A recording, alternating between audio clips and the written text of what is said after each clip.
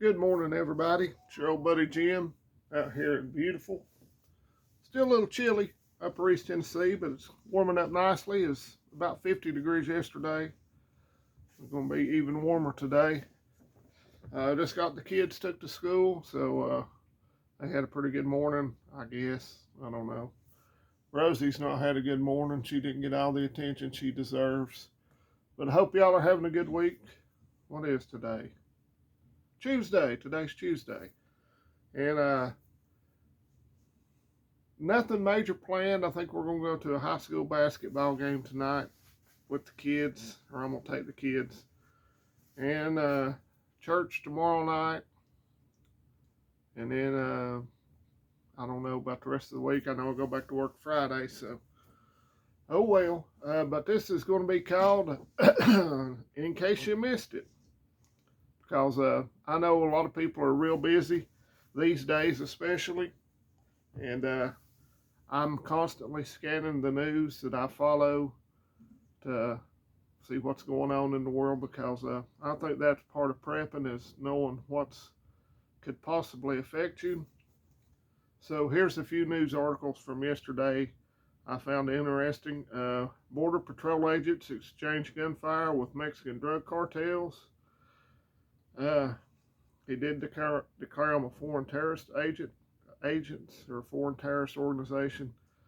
And it said near the Texas border in Fronton, Texas, Border Patrol agents exchanged gunfire with Mexican drug cartel members on Monday as they tried to bring a group of illegals. They're illegals again, they're not new neighbors or newcomers over the border. And the illegals did not make it across the river.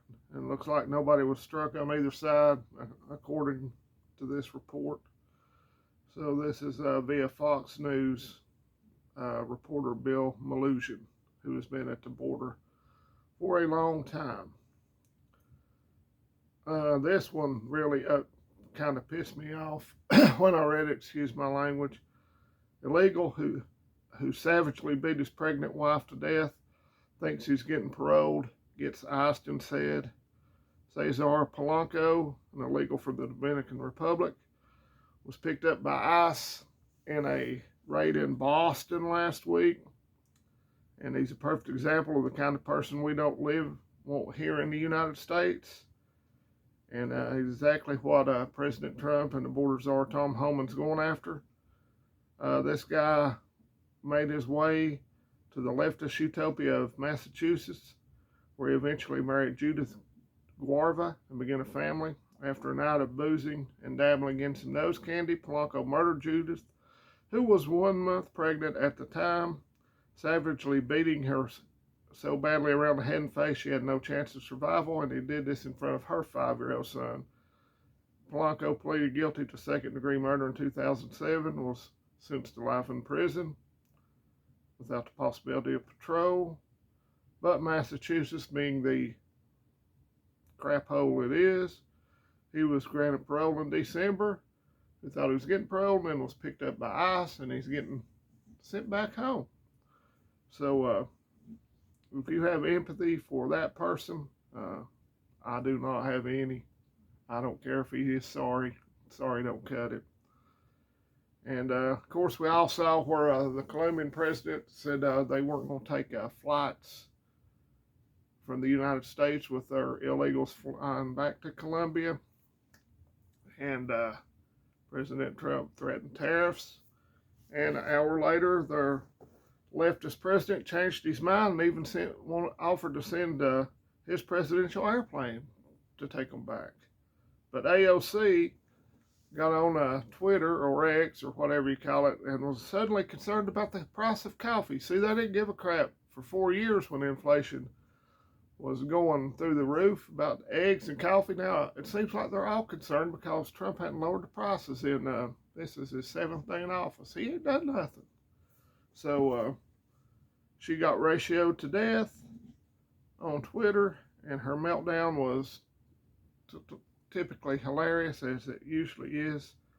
How somebody this stupid gets elected to Congress, and I'm saying that about 2/3 of the members of our House of Representatives.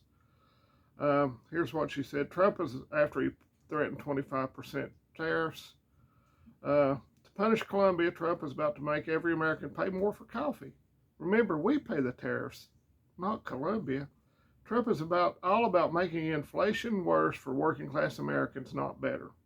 He's lining the pockets of himself and the billionaire class. I'm sure Trump and Elon Musk are heavily invested in the Colombian coffee market. And so that's what Democrats think that these people are good for, is picking coffee beans and picking crops.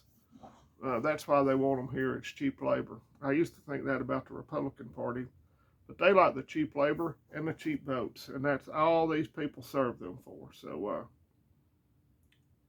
that's the wrong thing. I've lost an article here somewhere. Oh well, what else? It'll be okay. But that's just a few of the articles I spotted yesterday, and I got up while I was getting the kids ready for school on some good news. Liberal hack journalist, I use air quotes around that, who has one of the worst cases of Trump derangement syndromes in history, Jim Acosta, is out at CNN. Journalism dies in the dark. And if he's a journalist, then, I identify as a billionaire or something. So lots of things happening. I'm just reading reports that Zelensky is demanding 300,000 NATO troops in Ukraine to as a peacekeeping force. We know that ain't never going to happen. I'm still waiting to see what happens if Trump and Putin are going to sit down and meet.